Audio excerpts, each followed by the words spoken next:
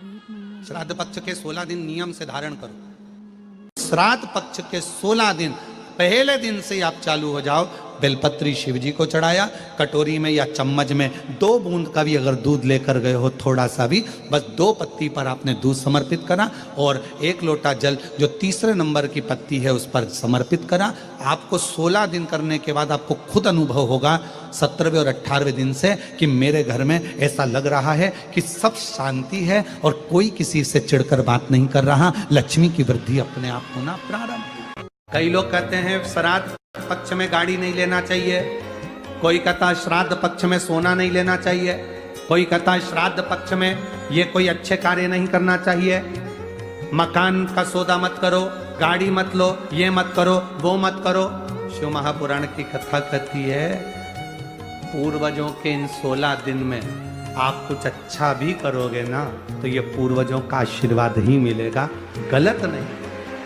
पक्ष के अंदर चुटकी भर आटा दरवाजे की दोनों चौखट पर डाला जाता है। किसी किसी के यहाँ दरवाजे पर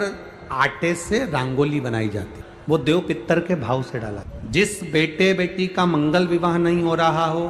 शुभ कार्य की सूचना नहीं आ रही हो, बहुत दिनों से एक फाइल कहीं लगी हुई है, अटकी हुई है, नहीं काम हो रहा, हम उनसे कहेंगे ये जो 16 दिन श्राद्ध के हैं, जितने दिन निकल गए, जितने दिन बचे हैं उन दिन में आपके दरवाजे के बाहर 1 चुटकी घर से आटा लाकर चौखट के इस ओर चौखट के उस ओर दोनों जगह चुटकी भर आटे को डालना प्रारंभ करो। 16 दिन श्राद्ध के पूर्ण हो। जब अमावस्या आए किसी जलाशय, सरोवर, तालाब, बावड़ी, कुआं के पास में घी का दिया लगाकर आना, बाबा से प्रार्थना कर कर आना। केवल 22 से 24 दिन निकलते हैं और घर में कोई शुभ कार्य की सूचना आना प्रारंभ हो जाए। वो देव पितर का। ये तिथियां ऐसी तिथियां हैं जिन तिथियों पर अगर भूलवश भी श्राद्ध पक्ष की दूज, चतुर्थी, अष्टमी, दशमी, एकादशी, प्रदोष, शिवरात्रि, ये श्राद्ध पक्ष की वो तिथियां हैं जिन तिथियों पर अगर गौ माता को 1 चुल्लू पानी भी अगर पिला दिया जाता है तो हमारे पूर्वजों को तर्पण और तिलांजलि की जरूरत नहीं पड़ती, वो तर जाए। अगर भूलवश भी अगर कोई गाय को पानी दे देता है, भूलवश भी हमारे घर में आए हुए किसी अतिथि को, हम किसी को नहीं पहचानते, उस व्यक्ति को हमने अगर अपना पास में रखी हुई जल के पात्र में से भी अगर जल दे दिया होता है और उसने अपनी प्यास बुझा ली होती है, ये श्राद्ध पक्ष में इसका फल 1000 लाख गुना हो जाता है। लाख। कितना भी पितृदोष हो, कितना भी, बेटों की शादी नहीं हो रही, बेटियों का संबंध नहीं आ रहा, घर में क्लेश बना हुआ है, अशांति बनी हुई है, मानसिक टेंशन बना हुआ है, 1 रुपए कमाओ 1.25 रुपए खर्च हो रहा है, कोई समझ में नहीं आ रहा, कोई रास्ता नहीं सूझ रहा, एक चावल का आखा दाना लेकर परिंदे के पास, परिंदा जानते हो सब लोग, हंडा, मटका, पानी भरने का मटका, हंडा, घड़ा, गगरा, जो घर के रसोई घर में जो पानी का स्थान होता है, एक चावल का दाना रसोई घर में रखकर उस चावल के दाने को साथ में लेकर और 1 लोटा जल हंडे का, मटके का, परिंदे का, घड़े का भरकर जाइए और वो परिंदे का पास का चावल का दाना और 1 लोटा जल, पहले चावल का दाना शिव जी के शिवलिंग पर समर्पित करो, फिर 1 लोटा जल, जहां जलाधारी होती है, जलाधारी इधर की है तो आप इधर खड़े हो, जलाधारी उत्तर की है तो आप यहां दक्षिण की ओर खड़े होकर शिव जी पर जल चढ़ाना प्रारंभ करें। यहां जल बह रहा है शिवलिंग का तो आप इधर खड़े होकर जब जल चढ़ाओगे, चावल का दाना रखकर, ऐसा भी पितृदोष हो वो सारा पितृदोष समाप्त होता ही है और घर में शुभ कार्य होता है। पितरों की शांति का मूल क्रम है शंकर की स्तुति। 16 दिन श्राद्ध के होते हैं और 16 दिन श्राद्ध में से कोई भी एक दिन श्राद्ध का जो तुम्हारी मर्जी पड़ जाए, जिस दिन तुम घर में फ्री हो, जिस दिन तुम्हारी मर्जी पड़ जाए, जिस दिन तुम्हारा मन कर जाए, उस दिन वृषकपि, विषकपि नाम लेकर एक रोटी में थोड़ी सी शक्कर या गुड़, थोड़ा सा चावल, थोड़ा सा अगर चावल नहीं हो तो खीर बन जाए तो ज्यादा अच्छी है, रोटी के अंदर रखकर वृषकपि या विषकपि भगवान शंकर का एक अवतार नाम लेकर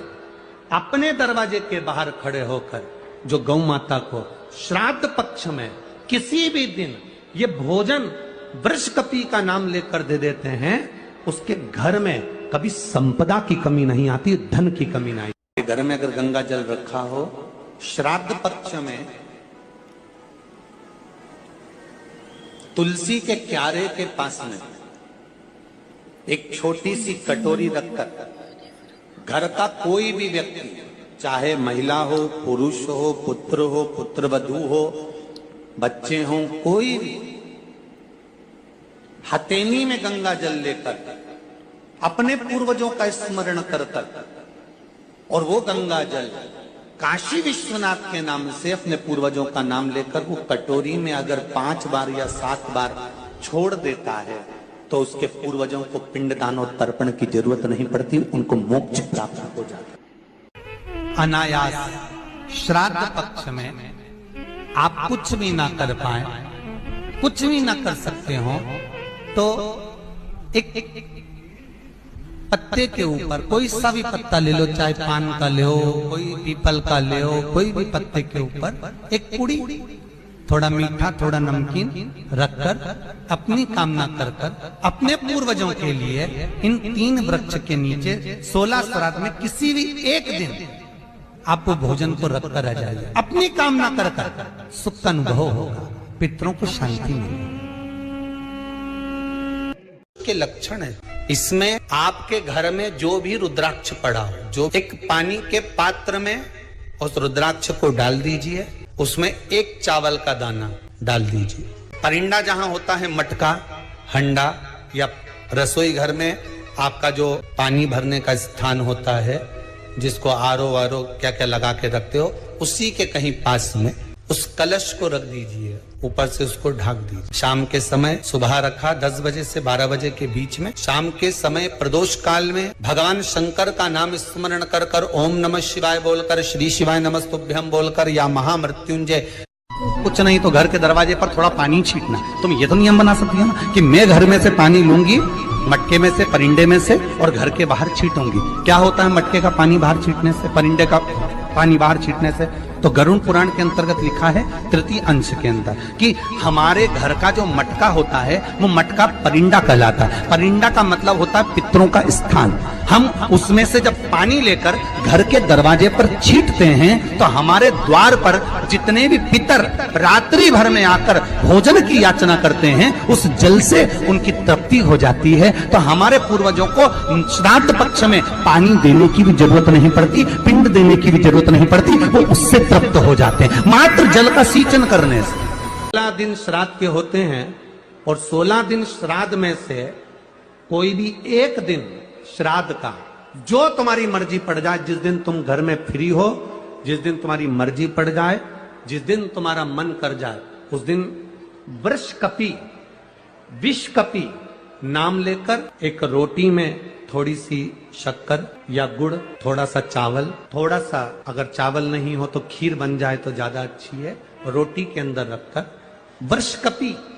या विषकपी भगवान शंकर का एक अवतार नाम लेकर अपने दरवाजे के बाहर खड़े होकर जो गौ माता को श्राद्ध पक्ष में किसी भी दिन ये भोजन वृषकपी का नाम लेकर दे देते हैं, उसके घर में कभी संपदा की कमी नहीं आती, धन की कमी नहीं। श्राद्ध पक्ष के 16 दिन नियम से धारण करो। हे पितृदेव, मैं आपको वर देता हूं, श्राद्ध पक्ष के 16 दिन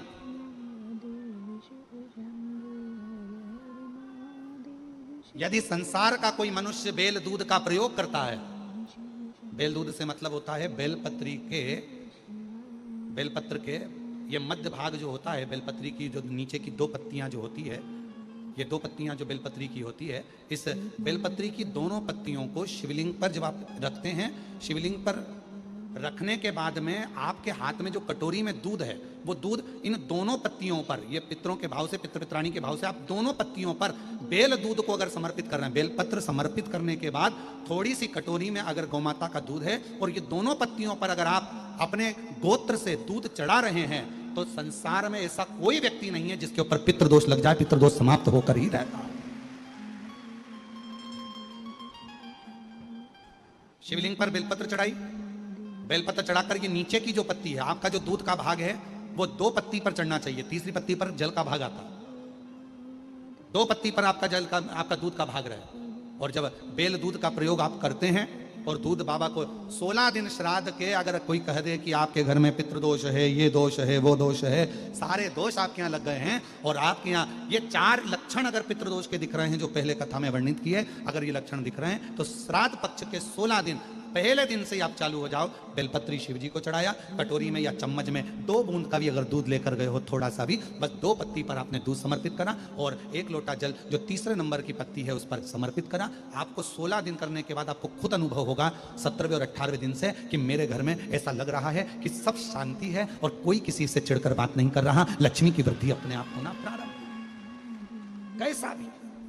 और यहां तक शिव महापुराण की कथा कहती है किसी की फैक्ट्री बंद हो गई, किसी की दुकान बंद हो गई, चलते चलते अगर किसी का व्यापार बंद हो गया, 4 दिन चल रहा था, बहुत अच्छा चला, उसके बाद एकदम डाउन आ गया, कोई प्रशासनिक कार्रवाई हो गई, कोई अदालती कार्रवाई हो गई, कोई परेशानी सामने आकर खड़ी हो गई है, तो भी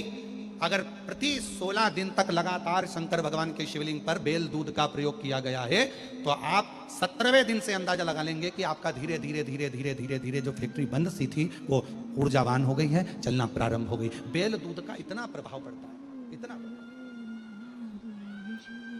बेल दूध का इतना मान। पितृदोष से संसार सागर की मुक्ति हो, मोक्ष हो, ऐसा कोई फल केवल देव अधिदेव महादेव ने बेल और दूध का जो प्रयोग है उस प्रयोग का साधारण फल नहीं है, बहुत फल। और श्राद्ध पक्ष में मेरी जीजियों से निवेदन है, मेरी बेटियों से, मेरी माताओं से, अगर तुम्हारे घर में 25 साल तक भी औलाद नहीं हुई, 20 साल हो गए, 25 साल हो गए, 30 साल हो गए, 28 साल हो गए, 15 साल भी हो गए, 10 साल भी हो गए और संतान का सुख नहीं है, तो श्राद्ध पक्ष में प्रतिदिन अपना जो पानी का हंडा होता है, परिंडा होता है, क्या बोलते हैं हैदराबाद में, हमको उसको नहीं मालूम, जहां पर पीने का पानी भरते हैं, हंडा बोलते हैं, मटका बोलते हैं, बाल्टी पानी की या हंडा, मटका, गगरा, जो भी भर कर रखते हो रसोई घर के अंदर पीने का, उस पानी के भरे हुए हंडे के पास में पितरों का स्थान होता है। वो पितरों के स्थान के पास में कटोरी में थोड़ा सा दूध रखिए, एक बेलपत्र रखिए और वो बेलपत्र और दूध को आप प्रतिदिन 16 दिन तक लगातार शिव जी को रोज रखो, रोज समर्पित करना प्रारंभ करो। बस बेलपत्र शिवलिंग के ऊपर और दूध जहां अशोक सुंदरी का स्थान है, आपको मालूम होगा, जरा ध्यान देंगे, ये शिवलिंग, ये जलाधारी, ये भगवान शंकर का शिवलिंग है, ये जलाधारी है, माता पार्वती जी का हस्त कमल, और सामने जो चरण है जहां से पानी बहता है, राइट भाग गणेश जी का, लेफ्ट भाग कार्तिकेय जी का, बीच में एक मोटी सी लाइन होती है जिसको अशोक सुंदरी कहा जाता है। शंकर भगवान की 6 बेटियां हैं। 6 बेटियों में शंकर जी के ऊपर जो कलश रखा होता है उसमें से जो बूंद बूंद पानी गिरता है वो कलश 5 बेटियों का स्थान होता है, जया, विषहरा, श्यामली बारी, दौतली और देव। ये शिव जी की 5 लड़कियां ऊपर और एक बेटी अशोक सुंदरी, सामने जो मोटी सी लाइन होती है जहां से शिव जी पे चढ़ा हुआ पानी गिरता है उसके बीच में जो लाइन होती है वो अशोक सुंदरी का स्थान। तो जिसके यहां संतान का यदि सुख नहीं है तो 16 दिन एक प्रयास करें, तुम रुकेश्वर महादेव का नाम लेकर, तुम रुकेश्वर महादेव का नाम लेकर शंकर जी के ऊपर तो चढ़ाएं बेलपत्र जो तुमने परिंडे के पास, हंडे के पास रात्रि को रखा है, 16 दिन के रोज एक बार रखो और रोज एक बार चढ़ाओ। रखा, वो दूध को अशोक सुंदरी के स्थान पर समर्पित करना है और बेलपत्र को शिवलिंग पर समर्पित करना है। 16 दिन कर कर देखिए, उसके 3 महीने के अंदर देव अधिदेव महादेव की कृपा से गर्भ जरूर ठहरेगा, शिव की कृपा जरूर, शंकर की करुणा जरूर, गर्भ अवश्य ठहरेगा। पर नाम स्मरण रखना है, कौन से महादेव? जम के बोलो जरा, तुम रुकेश्वर महादेव। फिर से बोलिए, तुम रुकेश्वर महादेव। संसार में रहने वाला मानव दुनिया के कई लोग उनसे कहेंगे कि इनको पितृदोष लग गया, दुनिया के कई लोग कहेंगे इनको पितरों का दोष लगा हुआ है, पितृदोष लगा हुआ है, पितरों का दोष लगा हुआ है, पितृदोष लगा हुआ है। पर वो पितृदोष लगता क्यों?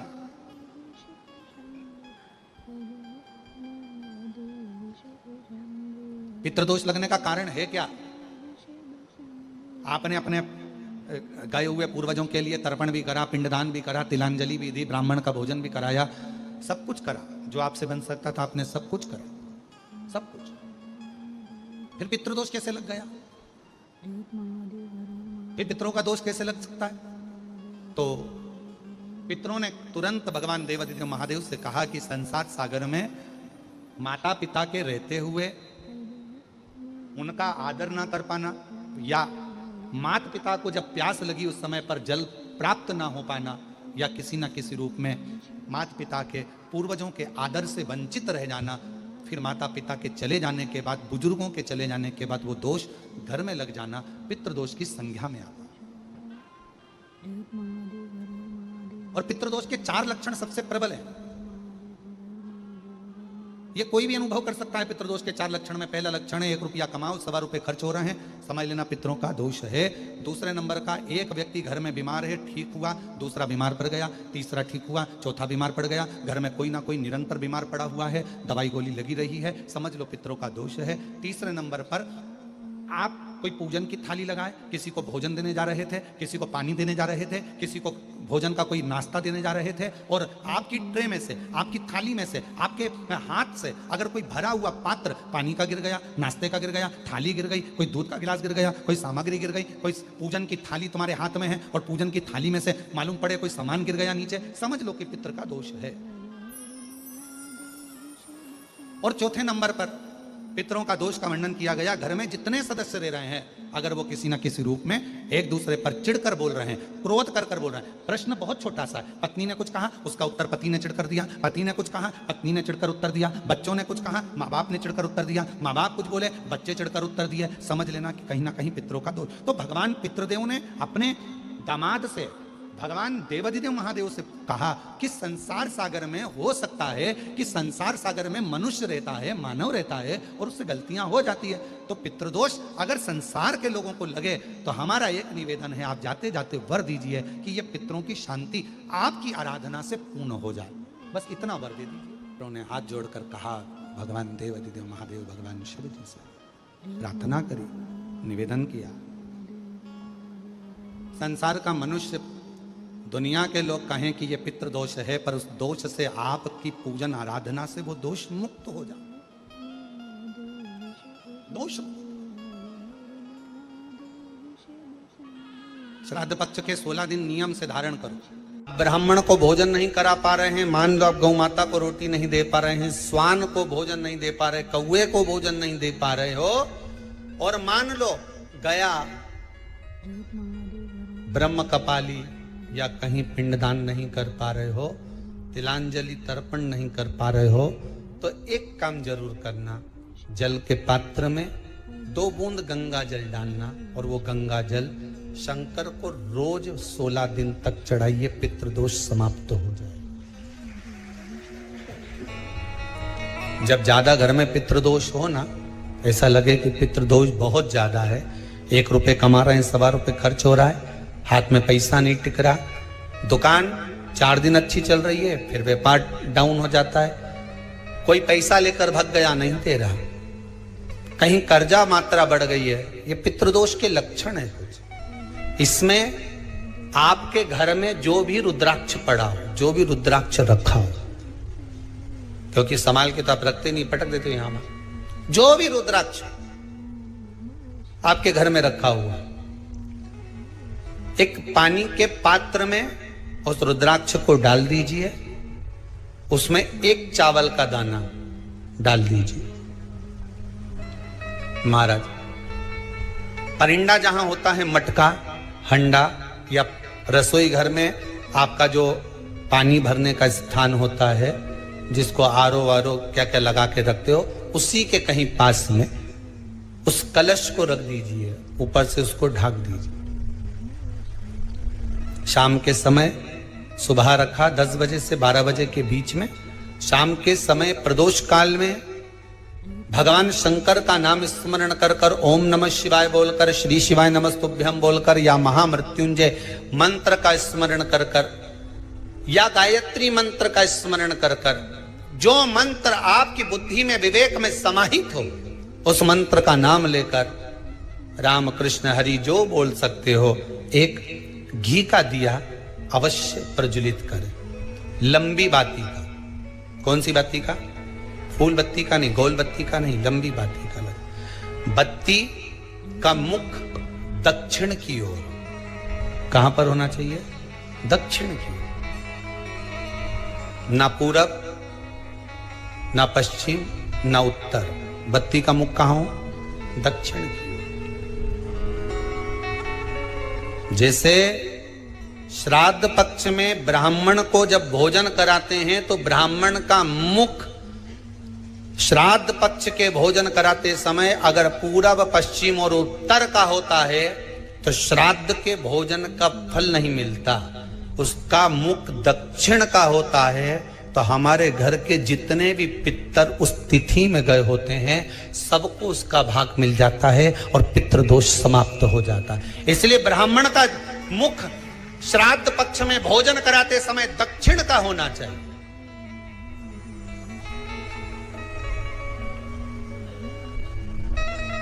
ब्राह्मण का मुख दक्षिण का हो।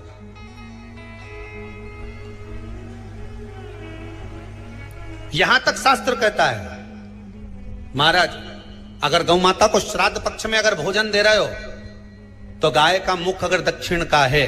गाय का, आपका मुख भले उत्तर का हो, गाय का मुख दक्षिण का हो, आपका मुख भले पूरा पश्चिम नहीं का, गाय का मुख अगर दक्षिण में है, अगर आपने दक्षिण में गाय को खड़ी कर रखा है और दक्षिण में उसका मुख और आप भोजन दे रहे हो तो शास्त्र कहता है कि किसी पिंड की जरूरत नहीं पड़ती, गाय स्वतः कल्याण कर देती है, गौ माता स्वतः कल्याण कर, दक्षिण मुखी हो। तो दिए की जो बाती का मुख कहां होना चाहिए? दक्षिण का। और दक्षिण का मुख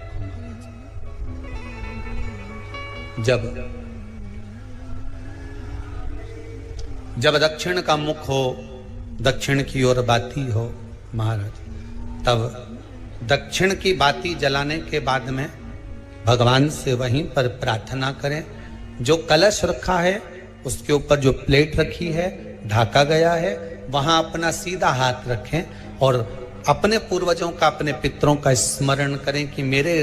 धन को लेकर कोई चले गया, मेरा व्यापार ऐसा चल रहा है, मेरा घर में बच्चों का विवाह नहीं हो रहा, या घर में इतनी अशांति है या तकलीफ है या कष्ट है, ये सब का स्मरण कर कर उस कलश को रात्रि भर रखे रहने दें। सुबह स्नान आदि करने के बाद फिर एक घी का दिया दक्षिण की ओर लगाकर सुबह 10 बजे से 12 बजे के बीच में उस जल को शिव जी को समर्पित कर कर जाएं और वो रुद्राक्ष लेकर वापिस सजाएं। महाराज वापिस सजाइए, उस रुद्राक्ष को अपने घर में रख दीजिए। वर्ष भर वो रुद्राक्ष आपको कभी बीमारी से नहीं घिरने देगा, कभी किसी जगह खड्डे में नहीं जाने देगा, वो उन्नति की ओर ही बढ़ाएगा। भले कोई भी रुद्राक्ष हो, 1 मुखी से लेकर 14 मुखी, 20 मुखी, 18 मुखी, जो रुद्राक्ष आपके पास में, आप तो उसका स्मरण करिए, आप उसका स्मरण करिए। आपको लगता है कहीं कहीं कि मेरे पितर मुझ पर क्रोध कर रहे हैं, आपको कभी कभी लगे कि मेरे ऊपर पितरों का पितृदोष लगा हुआ है या पितरों का श्राप लगा हुआ है, या हमारे यहाँ पर लोग अधोगति में ज़्यादा मर जाते हैं, हमारे यहाँ ये काम ज़्यादा हो जाता है, तो निवेदन है, श्राद्ध पक्ष चल रहा है, प्रयास करिएगा एक चावल की कटोरी में, कटोरी के अंदर थोड़ा सा चावल रख लीजिए कच्चा, उस चावल की कटोरी में एक बेलपत्र, थोड़ी सी दुर्वा बांधकर पानी का मटका, परिंडा या जहां अपना रसोई घर में जल रखते हो, उस कटोरी को वहां पर 2 दिन 3 दिन तक रख दो। वैसे तो 16 दिन रखो ज्यादा अच्छा था, पर जो दिन अपने को मालूम है 2-3 दिन उसको रख दीजिए। घी का दिया लगाइए। 3 दिन के बाद में उस दुर्वा को, उस बेलपत्र को शिव बाबा को समर्पित कर दो। चावल पूरे घर में घुमाने के बाद चिड़िया को या नदी में या किसी जीव को प्रदान कर दो। महाराज, पितृदोष के निवारण का सुंदर तरीका।